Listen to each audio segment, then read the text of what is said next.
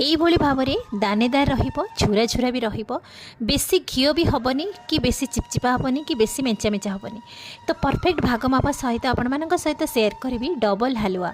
यही डबल हलुआ खाइबा बहुत ही टेस्टी आपण नवरात्रि रे प्रसाद भाव भी भोग लगे पारे। सेथिपाई मु एठी गोटे छोट गिना सेट करिछि। आपण गिना बदल रे कप किंबा ग्लास सेट करि परिबे। तो मु एठी गोटे गिना सुजी नेइछि, पतला वाला सुजी नेइछि। आपण चाहिले मोटा दाना वाला मध्य सुजी नै परिबे। तो यही भाव में देखो दानेदार सुजी आपण डबल हलुआ बनई सारा पर सेमिति ही दानेदार रहिबो, जमा भी खोलबनी कि घांटबनी। तो यही ट्रिक रे आपण बनइबे देखिबे बहुत ही बढ़िया बनिबो। तो यही पतला वाला सुजी मुझे गोटे गिना नहीं ये मुझे गोटे पैन रे से ऐड करिछि। एबे सुजी को आमे से ऐड करके आमे भाजीबा भल से मिनिमम 4 रु 5 मिनिट पर्यंत ताको हल्का भाजी दबा। गैस रो फ्लेम को लो मीडियम रे रखिकी भाजीबे, कहीं सुजीटा पोड़ीबार भी चांस थाए।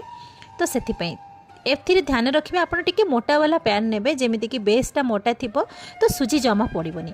एभली भाव में सुजी को भाजिकी आम 5 रु 6 मिनिट भाजी दबा जेमिति कि तार गोटे बास्ना भी आसीबो। किंतु ध्यान रखिए सुजीर कलर जमा चेंज होबाकू देबेनी। तो सुजी जेमिति कि ब्राउन कलर हे आसे भाजिला परे सेमिति जमा भी करेनि।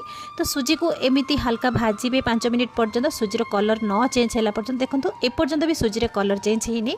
तो एबे आमे गोटे प्लेट को काढ़ी आनिबा। एबे आमे सुजी को ठंडा हवा को छाड़िबा। पुणी आमे नेक्स्ट स्टेप रे आमे सुजी को यूज करबा। एबे आमे सेम पैन रे मो जो गोटे गिना पाखापाखी घिओ नेइथिली, तो एठी मु गोटे गिना पाखापाखी घिओ नेइची। तो प्राय समस्ते गोटे गिना सुजी को गोटे गिना घिओ सेटा अधिक क्वांटिटी हो जाए, तो कहा को घिओ बेसी भी पसंद नहीं।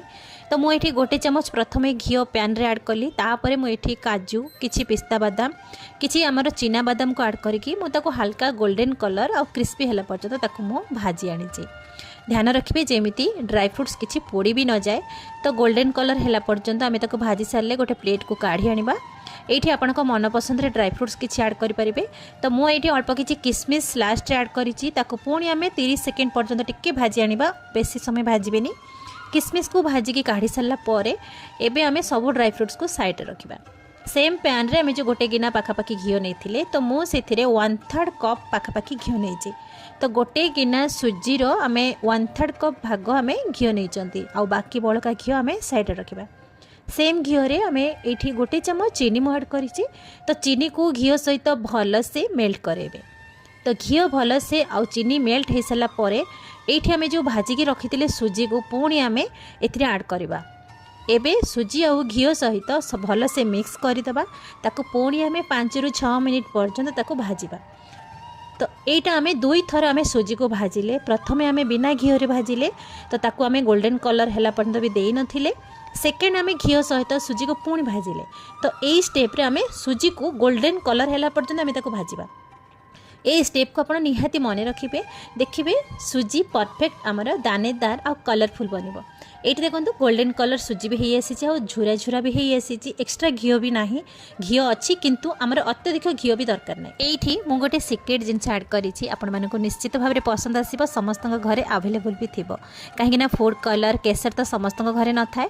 तो सेथि पई मु एठी गोटे टीस्पून हळदी गुंड नेइछि। हळदी गुंड को सुजी सहित भल से मिक्स करि आनिबा आ हल्का 30 सेकेंड पर्यंत ताको टिके भाजिबा। आपण जमा भी व्यस्त हेबेनी। सुजी सहित हळदी गुंड किछि भी पोड़ीबनी कि तार कलर भी चेंज हेबनी कि हळदीर टेस्ट भी किछि खराब आसीबनी, सेमिति ही कलर परफेक्ट रहइबो।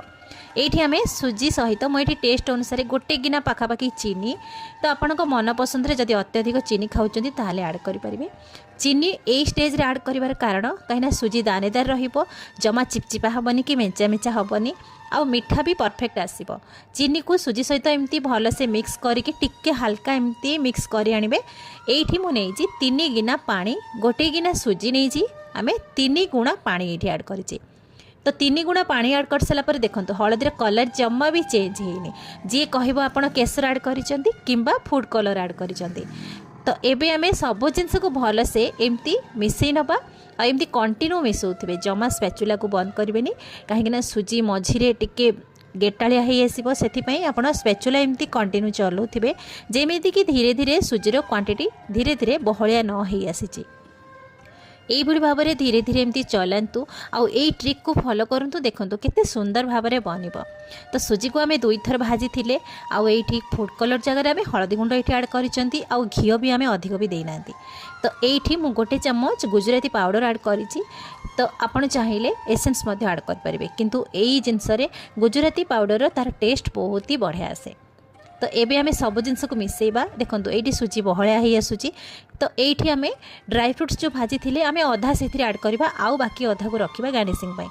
एबे आमे सुजी सहित पुणी मिसेइबा एमती कंटिन्यू चलाउथिबे काना एबे हमर सुजी एमती मेंचा मेंचा अछि। तो आमको एई सुजी दरकार नाही, आमको झुरा झुरा हलवा दरकार। तो एबे आमे पुणी एमती मिसेइबा जेमिति कि सुजी सुखिला न हे आसीची आउ झुरा झुरा न हे आसीची।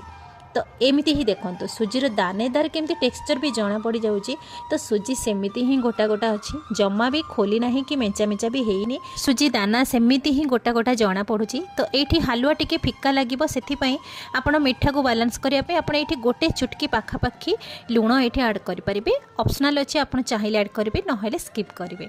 ये देखो हालुआ धीरे धीरे सुखिला हो आसी आउ पैन रू एमती अलग भी हो आसलानी आमती झुरा झुरा भी हो आसूची। आप एमती देखिकी जानीपारे सुजीर दाना दाना भी पूरा क्लीयर जना पड़ुचे। तो ये आम किसी भी जिनस आड करना देखूँ एमती केते सुंदर भाव सुजीर दाना भी आपन को पूरा क्लीयर जना पड़ो आ ये सुखिला ही आसला पूरा झुरा झुरा हो। तो ये ऑप्शनल अच्छी मु 2 चम्मच ये एक्स्ट्रा घी ऐड करी साइनिंग आउ टे टेस्ट पाई। तो टोटाल आम से 1/3 पाखापाखि आम घी नहीं गोटे गिना सुजी रे आम 1/3 पाखापाखि घी आउ गोटे गिना पाखापाखि चीनी। जदि आपन को मीठा कम लगुथबो तो आपण ए स्टेज रे मध्य आपण आउ किछि चीनी ऐड करके मिक्स कर परिबे। तो एबे देखंतु हमर डबल हलवा परफेक्ट बनी के रेडी। एबे गैस रो फ्लेम को बंद करबा। एबे ताको आमे हल्का ठंडा हवा को छाड़ीबा। जेते हलवा ठंडा ही आसीबो आपनकर हलवा सेते झुरा झुरा ही आसीबो। ए हलवार ना होची डबल हलवा जोति पे कि तार टेक्सचर भी एमिति आसीबो आ खाइबा को बहुत ही टेस्टी। आगो को बहुत सारा पर्व पर्वाणी आसुची। एबे तो हमर नवरात्रि चलीची मां को पाखरे तो सुजीर हलवा स्पेशल भोग लागे। तो आपण ए ट्रिक रे थरे बनै के भोग लगांतु समस्त को खुआंतु देखिबे समस्त को पसंद आसीबो। प्राय के चीनी सिरा बनै सारा परे से फूड कलर ऐड करके तो से चीनी सिरा को सुजी रे मिसेकी भी बनाती। कहीं सुजी को भाजिकी क्षीर गरम क्षीर सहित भिजेकी रखती। तो मु तो कहबी ए ट्रिकटा सबुठ सहज सुंदर आउ खाइबा को मध्य टेस्टी। एथिरे बिना फूड कलर भी आपण बनै परिबे। जो मानकर केसर भी घरे नथिबो आपण बिना केसर रे मध्य ए भल ट्रिक रे आपण बनै परिबे। देखिबा को भी सुंदर लागिबो खाइबा को भी मजेदार लागिबो। तो ए डबल हलवा ट्रिक रे आपण थरे बनांतु देखिबे परफेक्ट बनिबो। तो ये देखो सुजी आमर जमा खोली ना कि घाटी ना कि चिपचिपा है कि मेंचा मेंचा है। देखुं ना सुजी केमती झुरा झुरा हो आसूची। जेते हलवा ठंडा हो आसीबो सुजीर हलवाटा टेक्सचर आमर सुखिला हो आसीबो।